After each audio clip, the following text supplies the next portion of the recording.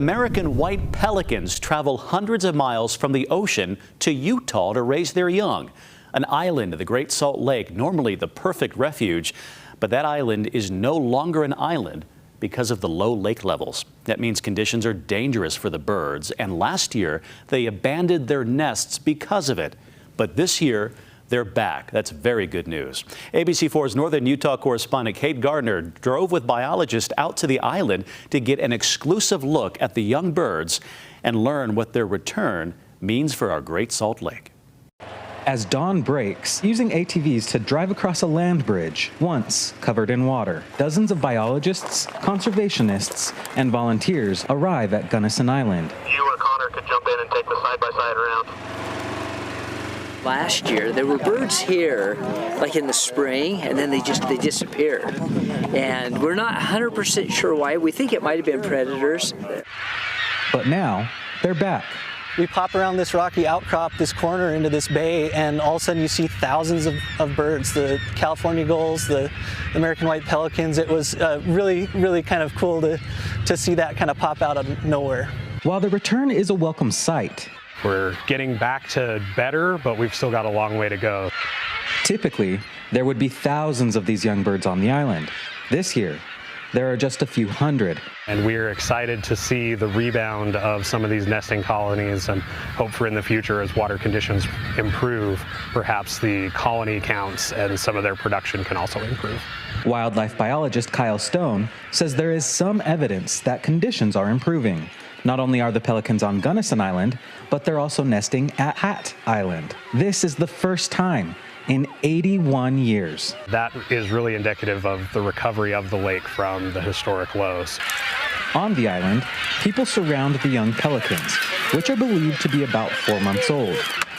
Putting up a fence. This will be the corral, so to speak, and we herd them down from that hill. Then, they slowly guide the pelicans into that corral. There is only a small window of time to do it while their parents are off catching food. It's now time to catch them, making sure to get control of the pelican's head to avoid getting cut by a sharp hook on its beak. Holding the wings to keep them from flapping, and keeping the beak open with a finger so the bird can breathe.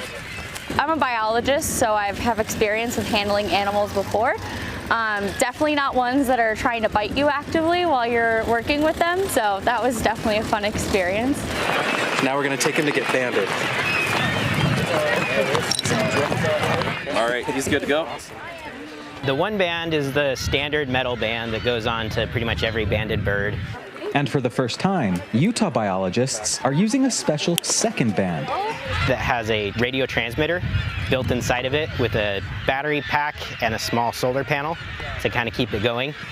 Wildlife conservation biologist Adam Brewerton says these bands will transmit data across a global network called MODIS.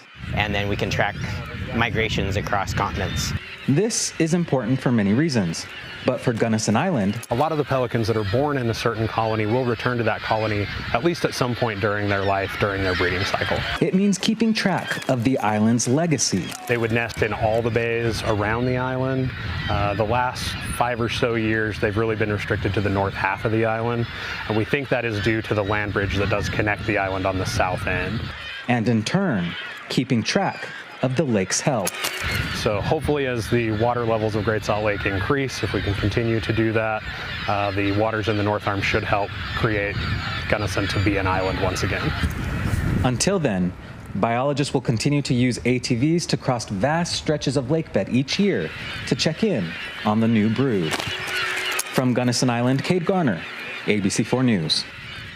Kate, thank you. A fascinating look there at our precious environment. And as you saw, the only way to get to Gunnison Island is by using off-road vehicles. And we want to thank Stedman's in Tooele for lending us one of their machines so we can send a team out there with those scientists there. Fascinating work.